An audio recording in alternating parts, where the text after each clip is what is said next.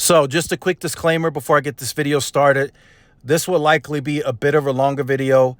I got some additional updates to share with you guys. So make sure you guys tune in, stay tuned, pay attention, grab your snacks, protein, dinner, late lunch, whatever it is. Make sure you guys grab that. And let's get right into this video. Hey, what's going on, everybody? This is Tyrone back with Tech Life. This article comes to you guys from RCR Wireless News. I will leave a link to it in the description so you guys can check it out. So this is in regards to the reported T-Mobile buyout of some of the U.S. Cellular assets. So I want to clarify that. Some, not all. Could be 20, could be 30%, could be 40. Who knows? It's a buyout plan for some of the assets. Now, I want to add certain things in there, right? I want to start off by saying there was somebody that I knew a few years ago for a company I used to work for that was high within the company. He stated to me, I have to choose my battles wisely. Some battles I will win, some battles I will lose. And that was in regards of him trying to get purchase approvals for bigger items or more expensive items. And in this case, right, T-Mobile is doing the same. They're picking their battles. Just in T-Mobile's case, they have been winning a lot more than they've been losing. So that's the most interesting part, right? They got Metro, they got more spectrum, they got Verizon's A Block 700, they got 600, they got Sprint, they got Mint, and then they're also right now currently trying to buy Lumos, a fiber player, which puts them in front of the regulatory bodies again. Now they're trying to maybe once this is official, they're trying to get parts of US Cellular, so they got to pick and choose what they want to do, right? And they've been choosing right. They've been choosing correct.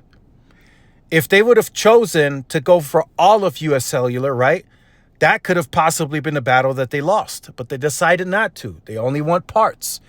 So we got to see how this all pans out. But what I wanted to say is this review process, if this is officially announced, and if we backtrack, right, again, T-Mobile might be playing this smart. Like I said in the video yesterday, they have a great team, senior experience level executive leadership.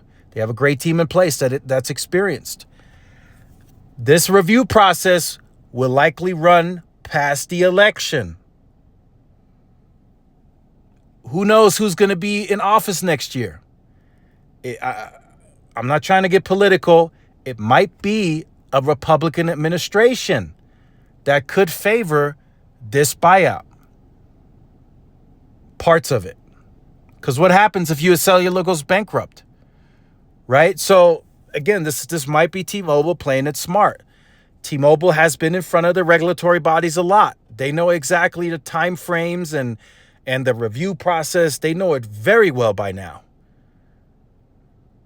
Some of those guys that are on the team now were a part of Metro PCS. They were a part of iWireless. They were a part of the Sprint merger. They know exactly how the government operates. They know the ins and the outs by now. The lawyers that T-Mobile have they're also well seasoned. So this could be a play where they are anticipating the ruling to come from, possibly, I'm speculating, from a Republican administration. It is very possible. I mean, this is not going to get approved tomorrow. This is not going to get approved in a few months. Just look how long it took for them to get the Mint Mobile merger through. Acquisition. Just saying. Just pointing that out. So T-Mobile makes their plays very smart, very strategic, very well calculated. And this could be another play that they're making to where they are announcing it soon, right? It hasn't been officially announced yet. And then they anticipate a ruling a year from now, which could be under a Republican FCC. Quite possible. So Spectrum assets is likely what T-Mobile is trying to acquire in this instant. 600, 2.5, I think will be the most likely scenario of what they'll get across some of the markets. I don't think they go for any C-band and DoD because that's more deployment cost. They would have to add on top of the $2 billion. So likely not doing that. AWS, PCS, maybe if, again, they're going to play it smart. They don't want to own too much. They got a lot of that from Sprint. They got a lot of PCS. They didn't get much AWS from, they didn't get any AWS from Sprint because Sprint never owned AWS. But it's possible, right? PCS, AWS, all of that is a possibility of them being able to obtain that in this deal. I don't know how this is structured. The reports are saying that T-Mobile doesn't get any of the tower assets. But the report, again, this is just from what I'm hearing. This is my source. The reports are a bit wrong. Verizon not involved here. So I could see, right, I'm just speculating again, but I could see T-Mobile getting some towers because they have, in some parts of West Virginia, some parts of California, if they even go after California, because the CPUC doesn't really, they're still digesting the Sprint merger, so I don't think that they'll touch California. But there are certain parts of Oklahoma, Nebraska, where T-Mobile is still weaker. And what's the quickest way for them to get coverage up and running? Would be buying some of those towers. Very possible. It's a possibility. All cards, if this officially gets announced, I'm thinking all cards will be on the table. All of them. Spectrum, maybe customers, for T-Mobile to get a head start in some of those areas. It's all possible. They really want to compete. I'm telling you guys right now, I got off a call. They want to compete. They want to compete in a big way.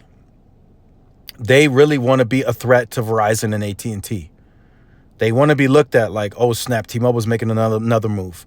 Another move, more spectrum. You know, that's how they want to be viewed.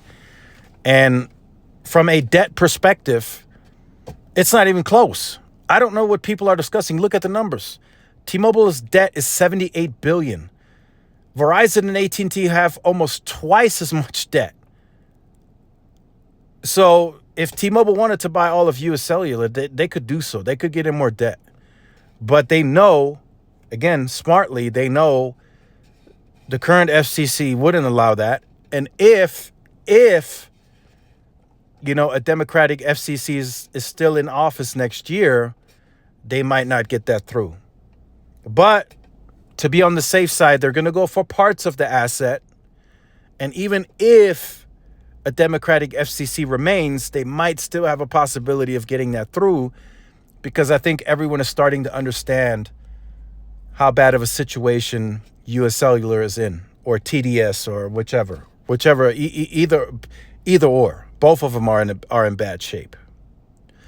So just wanted to discuss that with you guys, what I think T-Mobile might be thinking, like, hey, this is going to run into next year, new president, new administration, possibly. And then, you know, they're only going for parts. So if they only get parts, US Cellular will still be a company. You will still be on US Cellular service. US Cellular would just have less spectrum with a little bit of a cash infusion. That's what they're looking for. They want to continue to try and operate, but they need cash to build out, upgrade, and everything in between. So let me know your thoughts in the comments. Like, share, subscribe if you're new. Follow my social media outlets. This is Tyrone with Tech Life. See y'all in the next one. Peace.